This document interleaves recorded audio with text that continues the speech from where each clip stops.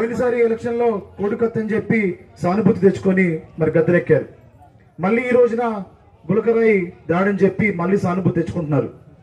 సొంత చెల్లినే మరి సరిగా చూసుకునే వాడు చెల్లె చెప్తా ఉంది అన్నయ్య ఎంత మూర్ఖుడని, లేకపోతే బాబాయ్ హత్య కేసు విషయంలో తాను ఎటువంటి రాజకీయం చేస్తున్నారని.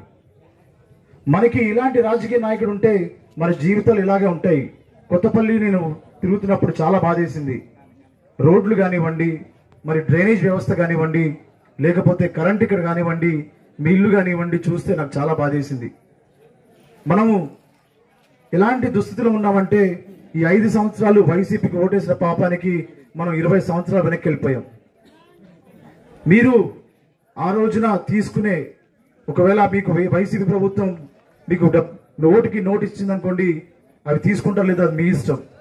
వాళ్ళు ఇచ్చే 500,000 రూపాయలు మీకు ఆ రోజుతో అయిపోతాయి. కానీ అభివృద్ధి అనేది ఎప్పటికుంటుంది, అది మన జీవితాలనే మార్చేస్తుంది. మీకు అభివృద్ధి కావాలా, లేకపోతే వైసీపీ ఇచ్చే ఓటుకి నోటు కావాలా? అభివృద్ధి కావాలంటే మీరు దేనికి ఓటేయాలి?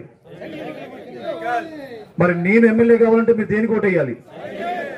నాకెందుకు ఓటేయాలి? మీరందరూ కూడా గుర్తుంచుకోండి.